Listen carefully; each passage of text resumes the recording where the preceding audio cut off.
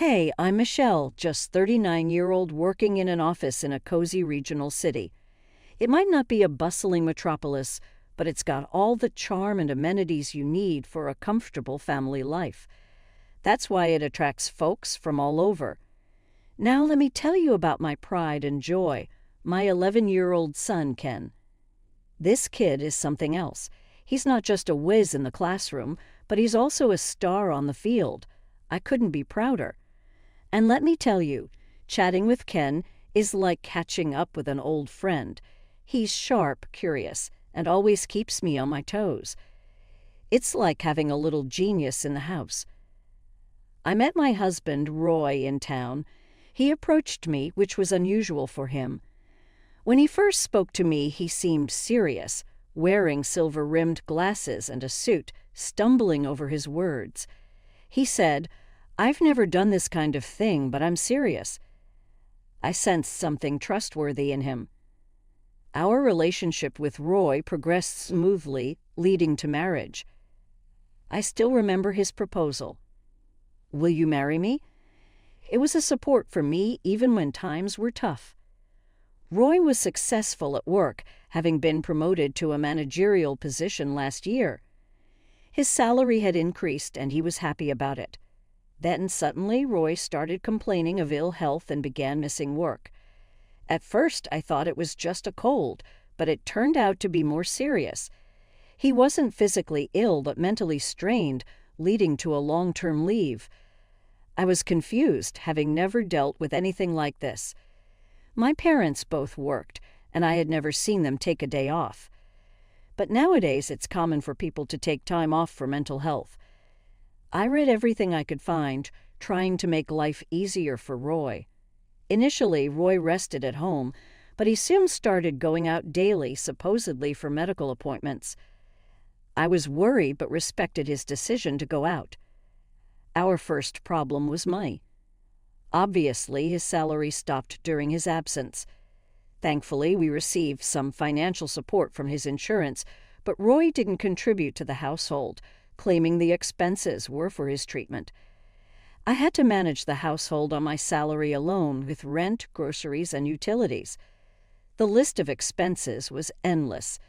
If I hadn't been saving since the beginning of our marriage, we would have been in trouble. Though sick, Roy showed no remorse.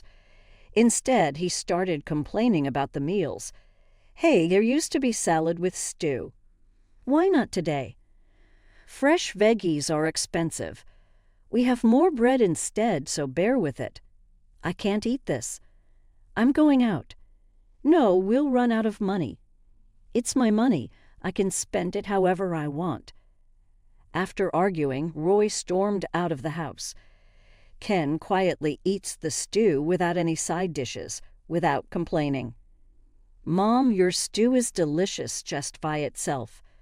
Should I also start saving on snacks or something?" But I didn't want to make my child suffer because of money issues. "Ken, you don't have to worry about that. Eat as much as you like." I felt saved by my son's kindness. When Ken finally went to sleep, Roy returned home. From the way he entered our bedroom, it seemed like he had been drinking. "Is it okay for you to drink alcohol while you're under treatment?" Stop nagging. Worrying about small things like that is the worst thing for me. I'm going to do what I like. Have you been skipping the medication the doctor prescribed recently? It depends on how I'm feeling. Sometimes it's better not to take them. You shouldn't interfere. Roy wouldn't share the details of his treatment and seemed irritable every day. But there were days when he seemed elated, especially after returning from his outings. Those times he usually smelled of alcohol, and sometimes there was a faint scent of shampoo. Maybe he's going to the gym for health reasons. I wished he would rest more at home and return to work soon. The difficulties of Roy's health situation were becoming more apparent. Eventually, we reached a point where our finances couldn't keep up. I switched to a cheaper phone plan and reviewed our life insurance, but there was nothing left to cut back on. Reluctantly, I had to cut Ken's private tutor. Ken had been aiming for high grades since he was young. It was Roy's wish, and Ken never complained, enjoying his studies. But now he couldn't afford the expensive fees. I cautiously brought this up with Ken. "Ken, I need to talk to you. Can we consider quitting classes with your tutor? Does that mean I'm also giving up on the exams? No, I'll try to save more money, and hopefully your dad will get better. But right now, we're really struggling. Okay, I'll start studying on my own. If I can get all the textbooks up to the exam, I'll be fine." I negotiated with his tutor and conveyed Ken's decision. Ken was well regarded, despite their attempts to keep him. We couldn't afford it. We managed to get all the textbooks from the tutor. Roy was opposed to this decision. Won't that jeopardize his chances at a good school? I want Ken to become a successful businessman like me, even if it means stretching our budget. You should find a way to keep him there with your earnings. I was appalled by Roy's selfish attitude. Did he not feel embarrassed calling himself a successful businessman? True, Roy had done well at work, which his promotion showed, but the situation is different now. No matter how hard I tried, our finances were stretched thin, and the discussion went nowhere. Ken says he's going to work hard on his own. Shouldn't we be grateful for that? I doubt it. He's got lazy habits like you if he's not supervised. I can't trust him. What kind of way is that to talk about your own son? He's your son too. If I'd married someone more competent, I wouldn't be in this mess. I felt a growing distrust towards Roy. Ken, despite everything, didn't complain and worked hard every day. He even started helping around the house more, trying to contribute in any way he could. Meanwhile, Roy wouldn't lift a finger to help, even neglecting his own personal care. He left all 3 meals to me and sometimes would suddenly say he didn't need dinner and go out. Roy seemed overwhelmed with his own issues, oblivious to everything else. Frustrated, I decided to take a part-time job. I already worked full-time during the week, so I started helping at a bakery on weekend mornings. It was hard to get up early on the weekends, but making bread helped me forget everything else for a while. The customers' compliments, like, "It looks delicious," or "It was really good," were encouraging. It was a small, family-run shop, and being able to take home leftover bread was a bonus that helped our finances. Ken was supportive of this job. He often visited the shop, looking around and buying small bread with his allowance. He frequently brought friends to spend time there. We were becoming tougher in the face of our financial difficulties. As for Roy, he mostly stayed in his room on weekends, doing who knows what. He never had a word of appreciation for my bakery job. One Sunday morning, I was curious when he left the house early. "Isn't there no hospital visit today?" "Where are you going?" "Don't cry." "I have some shopping to do." Can't a sick man go shopping? It's not that, but lately Roy had been speaking to me in a dismissive way. Still, I didn't want to stress him out, so I kept my patience. That evening, when Roy came home, he was clutching a brand-name shopping bag. He tried to hide it with other items, but it was from my favorite brand, popular among people in their 20s and 30s. I recalled that today was the release of a limited edition item at the department store. I wondered why Roy would have such an expensive item but didn't want to upset him by asking. With my doubts unspoken, I went to bed feeling uneasy. The next day, good news arrived at our home. I had won a supermarket sweepstakes recently. I had been regularly entering contests and promotions as part of my savings efforts. The prize was a meal voucher for a high-end restaurant. However, my availability was limited. I casually asked Roy about his schedule, but he said he had an overnight medical test. So Ken and I decided to enjoy a nice lunch at the restaurant without telling Roy. The restaurant was a famous local establishment, known by everyone and often visited by people from other regions. Located opposite a historic church, it was also a popular wedding venue. Ken and I had long admired it. Excited about the meal, our home was filled with a secret buzz on the day of the meal. Dressed up, we entered a world different from our daily life. The calm interior offered views of a beautiful garden and the solemn church. Contrary to my expectation of private rooms, the daytime setup was open and welcoming to tourists, with partitions removed. Ken and I were seated at the back. After ordering, Ken looked around and suddenly seemed uneasy. "What's wrong?" he whispered. "Hey, isn't that Dad sitting over there?" "No way. Your dad's in the hospital for tests." Glancing back, I saw it was indeed Roy, unmistakable from his back and posture. He even had the brand name shopping bag from the other day. And in front of Roy sat a beautiful young woman. Their table looked like they had just finished their meal. "Maria, I chose this place today because I have something to say. Will you marry me?" It hit me then. Roy was having an affair. The books I had read for reference mentioned that most people on leave due to illness struggle to even move. Of course, there are exceptions, but Roy had been going out almost daily and spending money. Maybe he was faking his illness. The fact that he hadn't contributed a penny from the insurance money to the household and the recent brand name bag were undeniable evidence. I discreetly used my phone under the table to contact all our relatives. "It's a celebration today. Hurry over," I messaged. I also mentioned meeting at the restaurant across from the church. Some of the relatives questioned, "What's the celebration for?" But they agreed to come right away, assuming it was something joyous, even without knowing the full situation. True to the reputation of the famous restaurant, the effect was tremendous. The allure of the famous restaurant brought them rushing over in about 10 minutes. I had the restaurant's permission to wait for a bit before ordering. The relatives gathered around me. "So what are we celebrating today?" "Look over there." I had informed my mother-in-law about the situation via message en route. She quickly understood. Approaching Roy from behind, she spoke to the woman. "Hello, who are you?" "I'm Roy's mother." "Mother, what were you two discussing?" The woman's face brightened. "I'm Maria. You invited your mother too." "Roy just proposed to me." "I see. How long have you two been together?" "About a year.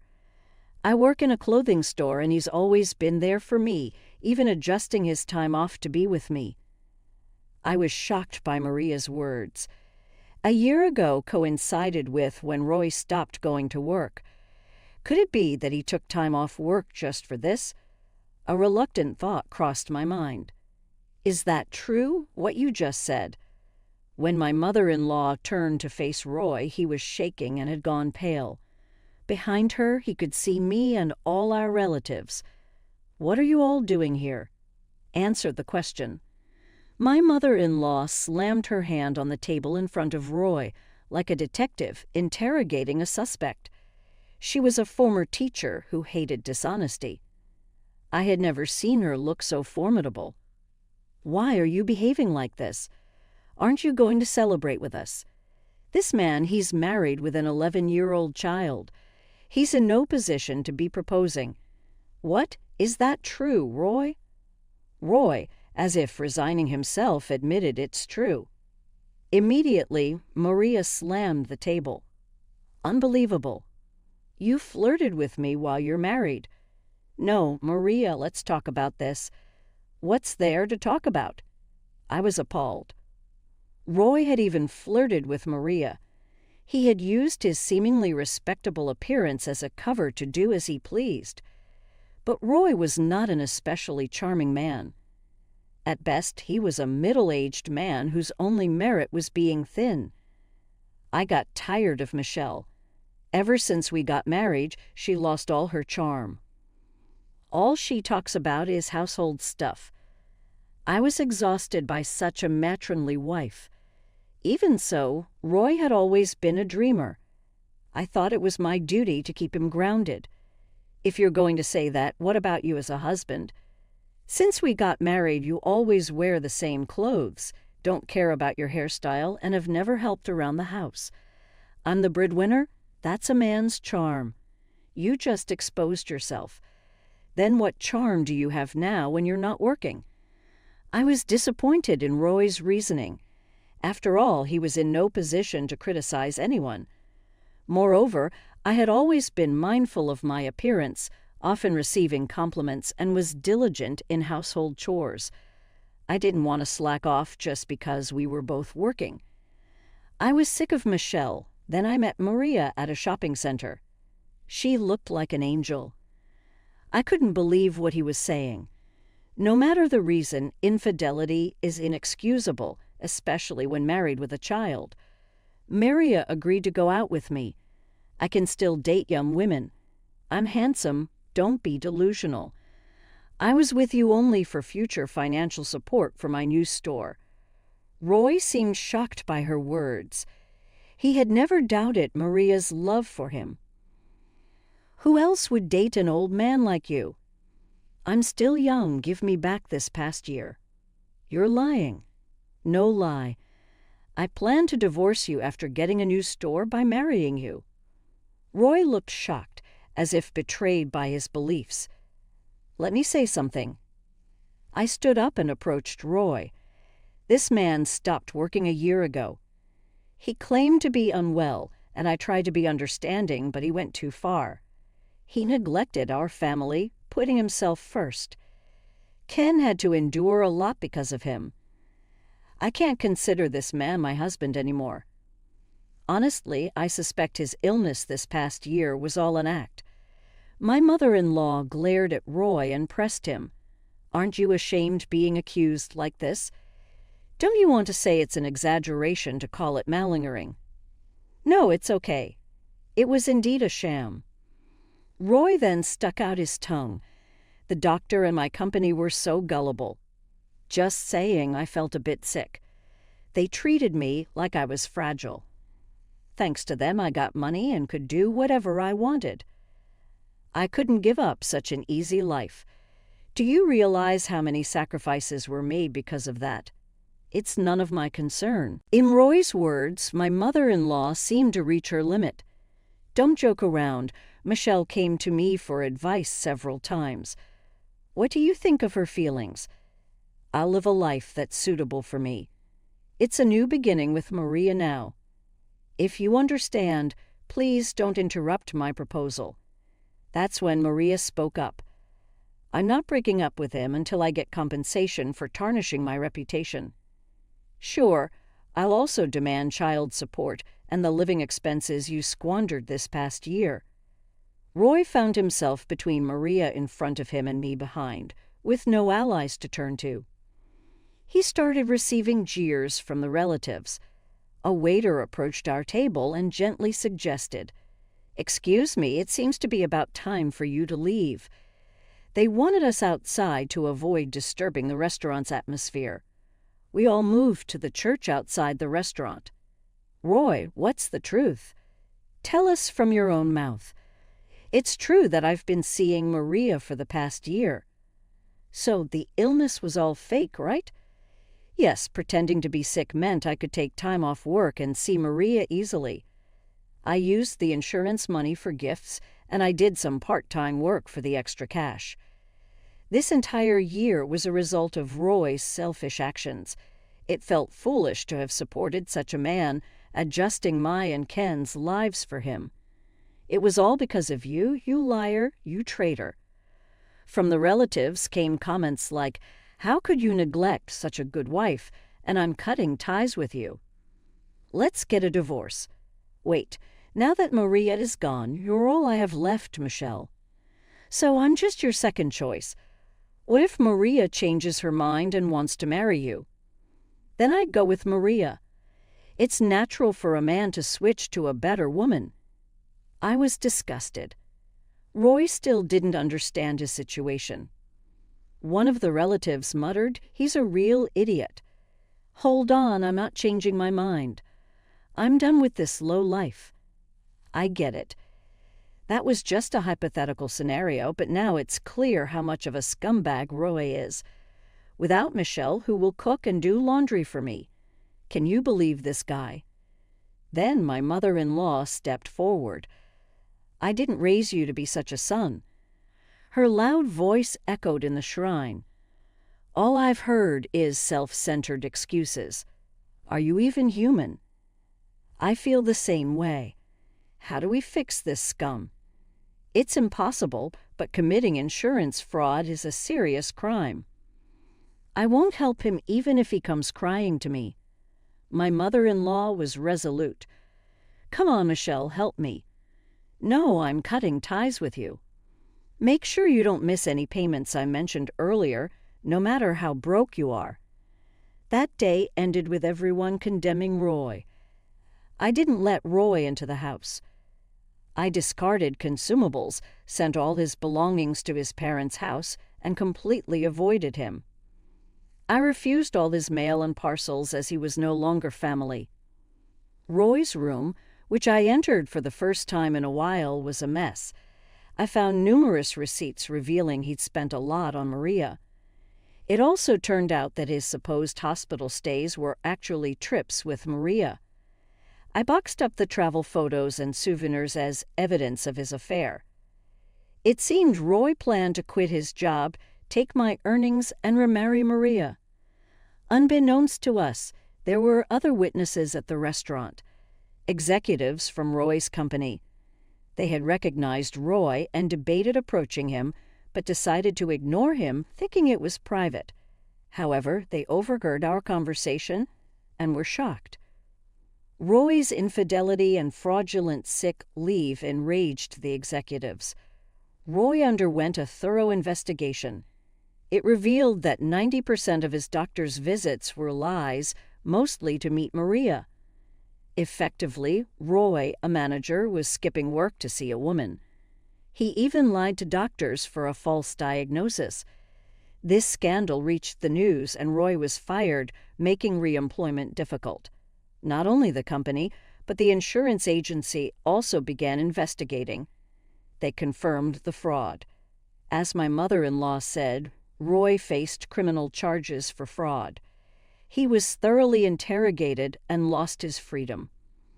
I informed the relatives about the restaurant incident. Their dissatisfaction exploded. Having previously given Roy the benefit of the doubt due to his illness, some had even lent him money for treatment. Everyone had been genuinely concerned about Roy and sincerely hoped for his recovery. Roy had betrayed the trust of everyone who cared for him. We all agreed not to help him anymore, no matter what. Roy, who had lived in this area since birth, found his reputation ruined, unable to even walk outside. His selfish actions had led to the worst outcome, scorned by family, company, and society. I had no sympathy for him. He reaped what he sowed. Whether his reputation was ruined or he was worn out by interrogation, all I cared about was collecting alimony and other dues. I resolved never to show mercy. Now Ken and I started a new life. Ken, always close to me, could talk about anything.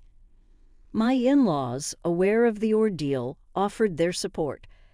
Ken is now studying hard again for exams using his tutor. After witnessing this whole ordeal, he's now aspiring to become a lawyer. I'm looking forward to my capable son's future with new goals in sight. The bond between us, mother and son, has strengthened, and we're moving forward together.